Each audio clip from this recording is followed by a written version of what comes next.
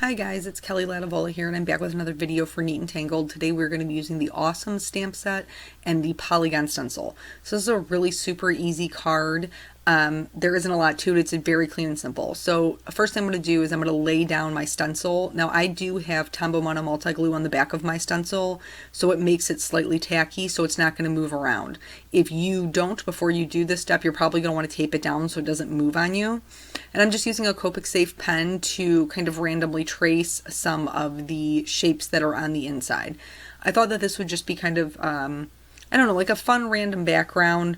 Before I started any of the coloring, I wanted to make sure to get my, the large part of my sentiment stamp, the part that was actually going to be on the card base. And this is the large Awesome from that set, which I totally love. And I'm going to be stamping in Simon Says Stamp black ink using my Mini Misty, so I get my placement just exactly where I wanted it. And then I'm going to start the coloring. So when I did the Neat and Tangled booth at Create, I did the Create It, Take It's, and it was amazing, and I loved meeting everybody. But one of the things that I taught was shading with gray markers. And a lot of the people who attended were kind of disappointed because I only did it one day, and I did not, the second day we did ink smushing. So I just kind of wanted to go over it with you guys here so that you would have something that you could go back to time and time again. So this is kind of a more extreme version because in some areas I am starting out with black, which is the 100, and then blending into the C9. You could use any grays for this. I own the cool grays and the warm grays, but you could use the toners, the neutrals, you can use whatever. And basically the premise is just that you don't have to have all the colors to do shading. You can do shading with gray. Now the card that I did at Create was the Pirates from the Yo-Ho stamp set. So you can totally do this on people. This is just kind of an extreme version of it because I can't make the same card all the time, folks. So if you would want to see something, I guess, a little more people-ish, just let me know and I'll put something together. But anyway, so some of them I started out with the 100, and I left some of them just blank until I got here to the C7, and then even then I left some of them blank to do the C5 as the darkest color. And this is just kind of breaking it up into more of a random pattern. I love the way that these look in black and white. I love the way that the images look in black and white when you do the shading with gray. You can do skin tones, you can do hair, you can do clothes, you can do anything with it. And until you get the hang of the multicolor shading, this is something that's really easy to do and it's much more cost effective.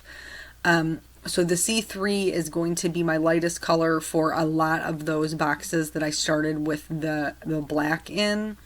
And then it's going to be the mid-tone for the boxes that I started the C5 in, and I will finish those off with the C1.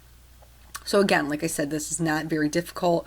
I'm on the last color now, the C1, and I think it looks super cool just in the grays. So this is something that's totally like a unisex card. It's very geometric, and it has, you know, very little color at this point, so you could just roll with this. If you happen to get any of your color outside of your lines, I'm not a robot, consequently I am not perfect. So I did go out of the lines. I just cleaned it up with my colorless blender. This step is totally optional. When I traced it originally, I did it with a thinner pen because I knew I would go back in and thicken up the lines. So that's what I'm doing here. I just put the stencil back in place and I'm going over it with a larger nibbed pen so that the lines are thicker. Here's kind of where the fun part comes in. So now we've done all the hard work, we've done all the shading. Now I'm just going to go in with the rainbow colors that I've picked and fill in my shapes. Now the ones that are black are obviously going to, it's going to be less noticeable. It's going to appear to be a darker red. The ones that are lighter is going to be, the color will be much more vibrant. But you can see that there's like tons of shading here, and we just used those C markers to get it.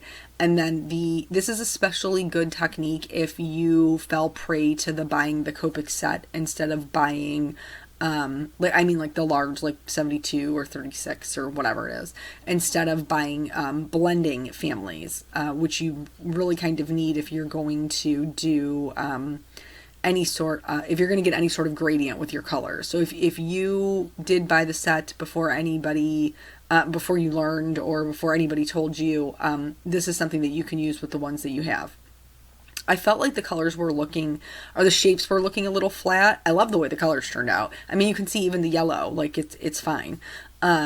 So I decided to put a drop shadow in. So I'm just using my C5 to put down a line on the left and bottom hand side of those shapes. And it is a really thin line because I'm not trying to eat up a ton of my white space. I just want to give them a little bit of dimension so they kind of pop off the page.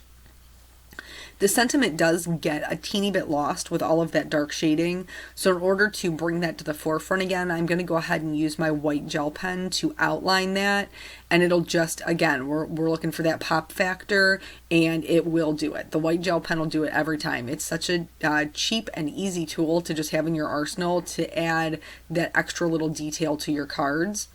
For the other portion of my sentiment, which is going to say "you are so," I'm going to white heat emboss it. So I have some black paper here, some black cardstock, and I'm treated it with my embossing bag, and then I'm going to stamp in Versamark ink.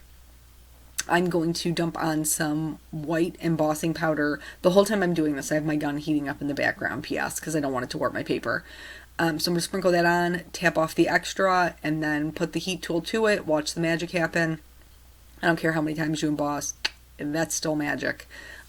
So then once that's done, I trimmed it out into a little label. I'm going to pop it up with some Scotch foam tape, just right above the awesome. And I didn't want to cover up too much of that background because I think it looks pretty cool. And you could do a ton of colors with this. You could do monochromatic, a rainbow like I did. You could pick a more specific color scheme, or you could just leave it in the black and white.